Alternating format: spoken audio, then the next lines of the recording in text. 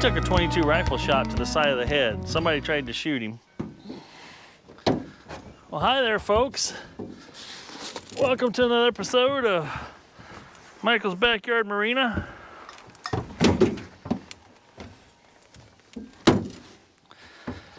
We're gonna do something that I'm excited to do on this boat, which is gonna make it safer, because any of these surfaces can become slick and very hot. And what I'm getting ready to show you is gonna cure both of those things. I put the same brand name of stuff, we'll call it, in my StarCraft last year. And I've been pretty thrilled with how it turned out and how it looks and how well it holds up and how good of an insulation it is. What happens when these things are in the sun? Now I have a bimini top obviously, but still things just, the sunlight hits stuff, right? Well, these seats, they get extremely hot. And when they get extremely hot, you can't sit on these or put your hand on them, you know, or other stuff like that.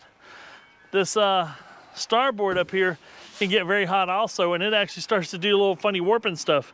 Now on this particular one, it's a floating system more or less, so I don't experience the same kind of float and different things going on that I do on my StarCraft. StarCraft, when I've got it riveted down, and when I put this stuff on it, it actually helped the floor, kept the floor from getting hot, all the heat from the sun transferring to it and making it do funny stuff. So it made me a believer in the stuff, and I'm gonna go ahead and install some of that I picked out on here.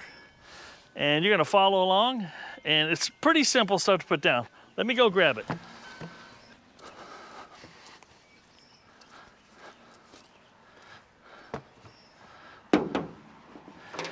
Now the stuff I picked out for this particular project, it's a gray. And it's got like these little pips on it. It's gray with black stripes. It's actually pretty cool. Now, the one thing you'll have to do to prepare to put stuff down on here is these edges aren't cut the same on both sides. So you want to trim this right next to an edge that you want to blend in the seam or something, you know, make it less visible. So what I'm going to do is I'll trim one section of this off. I'm going to go ahead and cut it to a length I need, which is easy enough to do right here. I can just lay this on out, and it's kind of stiff, but it actually lay out pretty quick and easy. So somewhere along here,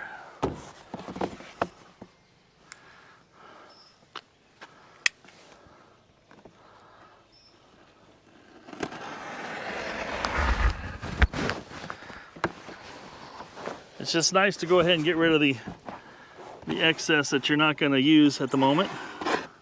And this stuff cuts really nice with a utility knife, and I can get this out of my way.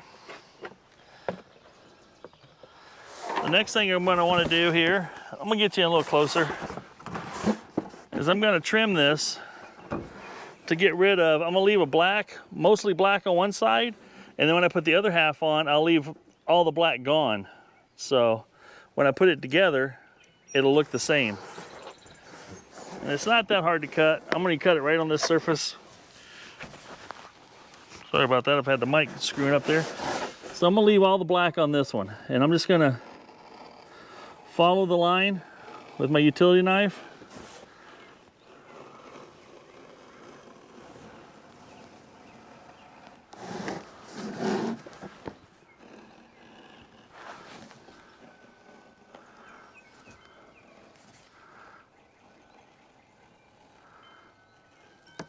And a steady hand pays off here, folks, I'm telling you.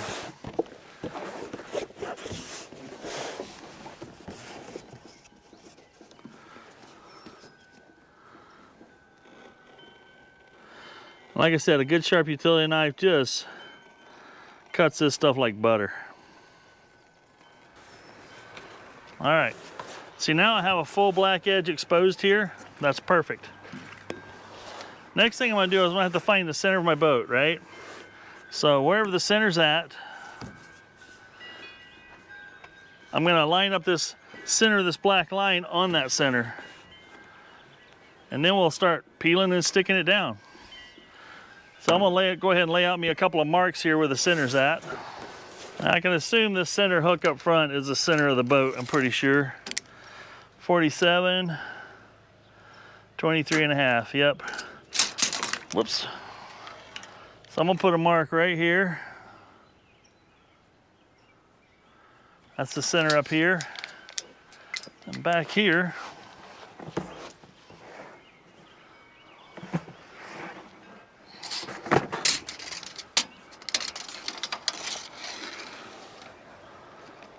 let's hook that right there, and we're at, should be 32 and a quarter. Right there. Next, I'm going to take some acetone and kind of give this a good wipe down. This will help remove any grease and oils that are on the surface, so it allows the adhesive to stick better.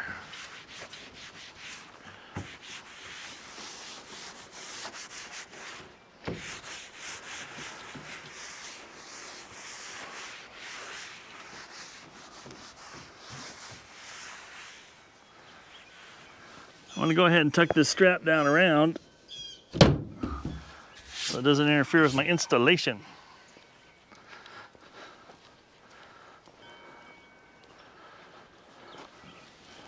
Because we're only doing half at a time here.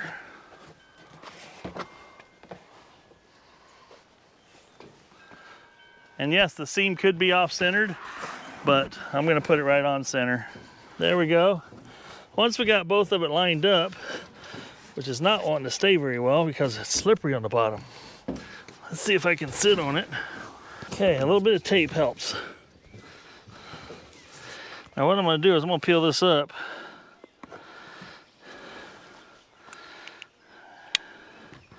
And remove some of this backing here to get me started.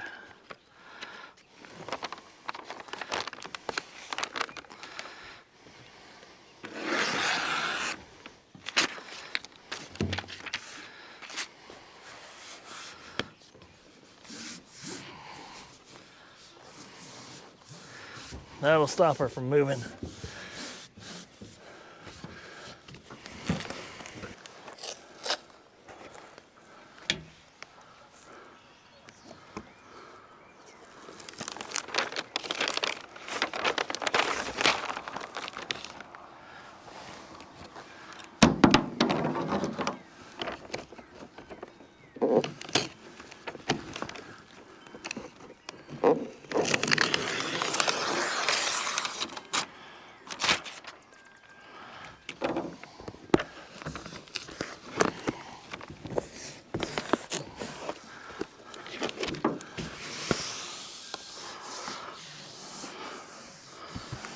That's held in place pretty good. We'll go ahead and peel off the rest of it here if I can get it all.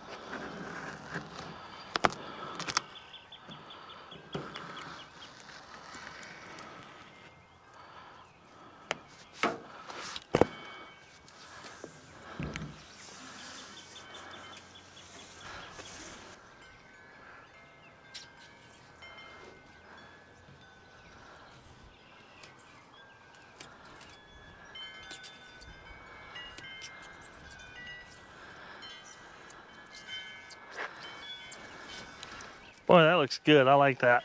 That's going to be so much more comfortable to walk on barefoot. Also reduce the chances of you slipping by 1,000%. All right. Now, so I can open the lid again, I got to cut the lid opening. Well, that turned out all right.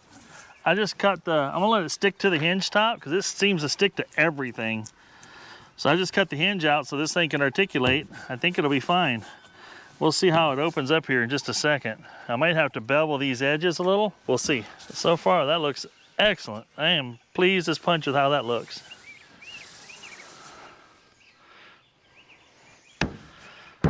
Oh yeah.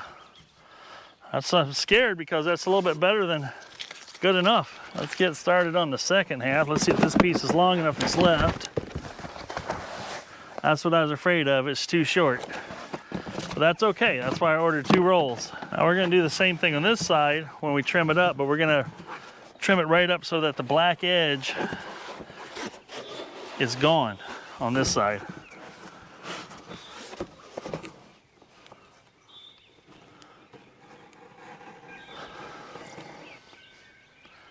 The second side becomes somewhat easier in the sense that you already have your straight line and something to butt this edge up to. So I'm gonna go ahead and flip this around. And I gotta clean this off like I did the other side with acetone so it sticks really well. Now here I'm just lightly scoring this paper on the back of the adhesive stuff just enough to cut the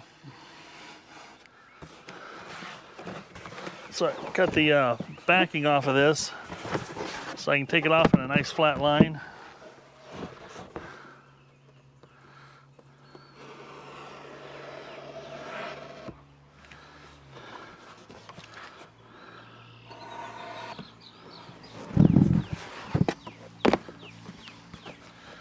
The reason I'm doing that is so I can peel off just a little bit of it and get this butting started nice and straight.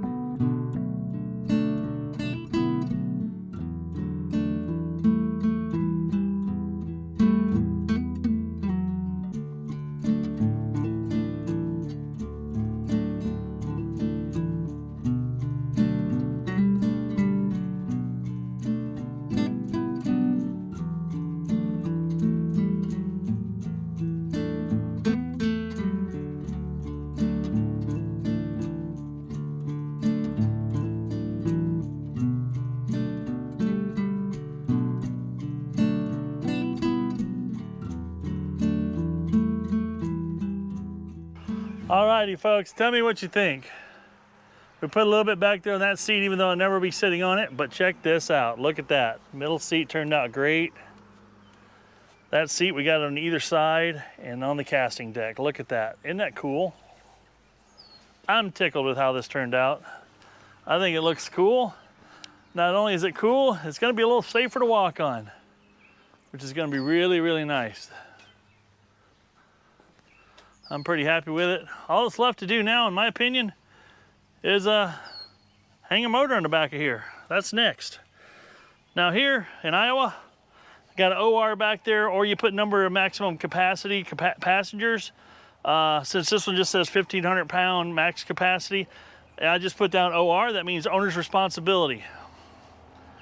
As you can see here, this boat is called the Good Enough. Can be seen on YouTube, just like you're seeing right now with RMD Creations channel. But that all turned out really, really well. This will be really cool looking at night, just for the simple fact that that red and that yellow is reflective. So you shine a light on that at night, it's going to show up like a the North Star. But that is pretty darn cool. I like how that turned out. Now, is it getting to be too good?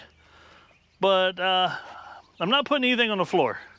The floor is just going to get hot.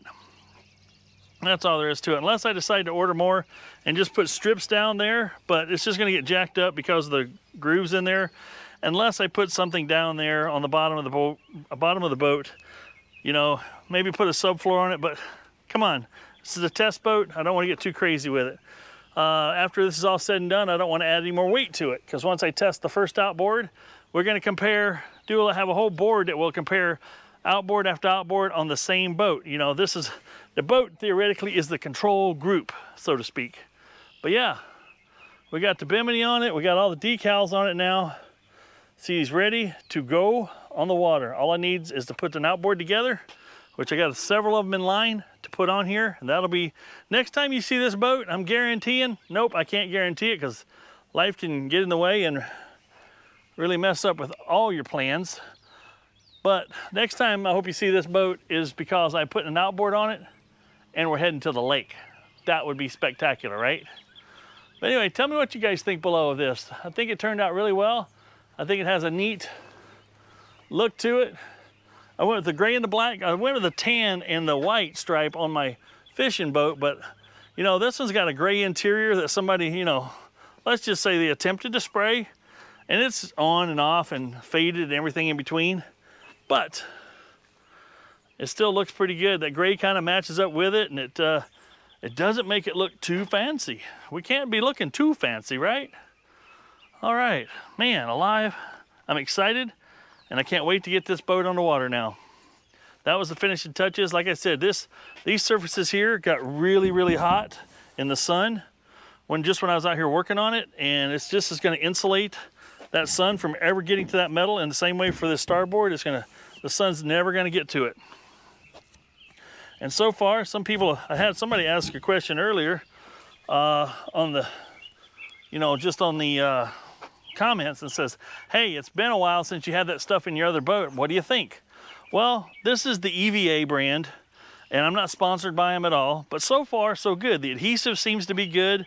Once you stick it down, it seems pretty darn solid. On the other boat so far, on that white stripe, I thought, man, that's going to stain so bad. But I spilled oil, dirty oil in the boat, and got my a rag on it, paper towel, and cleaned it up. And you know, it didn't stain it. This has a pretty good hydrophobic action, which means the water just doesn't soak in, it repels.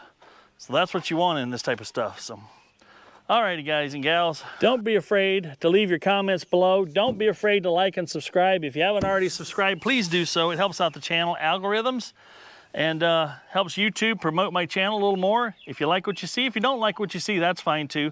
You can leave comments and tell me what you don't care for. And I don't mind constructive criticism at all. Some people have been in the past, and not too recent, and recently, been just downright ugly, and that's fine. I'm just guessing certain people shouldn't comment when they're drinking. I don't know if that's what it was, but you know, it makes me feel good to think that might have been the case. The nice thing is the people that leave comments, I know they're called trolls.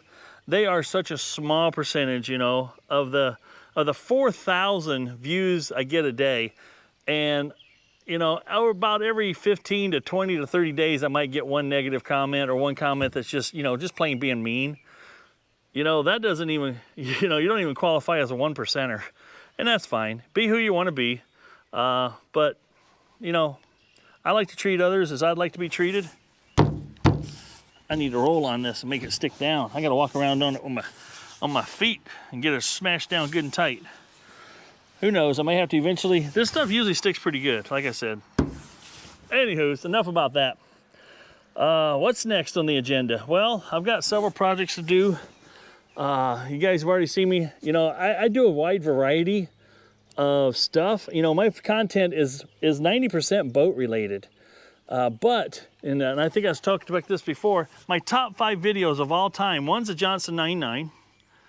I think number 2 is the charbroil grill I did almost 3 years ago, about 2.5 years ago, I did a review on my charbroil grill. Not sponsored by them, but that thing has gone nuts. It's got hundreds of thousands of views, over 100,000 views, I think it is. My Impala, fixing my transmission on my Impala, is number 3, I believe. Number 4 is making a live well out of a cooler. People are just eating it up. And what was number 5? Golly. It was something to do with maybe fixing the TV. But anyway, what I'm saying is 2 out of the top 5 videos in all the history on my channel are not boat related. But you know, my big focus is boats, outboards, motors, and whatnot, and bugs on my arm. What in the black did I get on me? And was on there, wiped right off. Cool. Anyhow. So yeah, you're going to continue to see a wide variety of content coming from me. I try to focus pretty heavily on boats. I've got quite a bit of boat content coming up. I'm going to be working on the next project tomorrow is going to be working on an outboard, getting that 50 horse that you've seen, possibly fixed up and running. I've got some suggestions from all you folks out there, and if one of them works, I'm going to go after the carburetor and float first. If that works, great. If it doesn't, look for another culprit. I also got the 9.9 with a big secret. It's ridiculous how many views that video has gotten.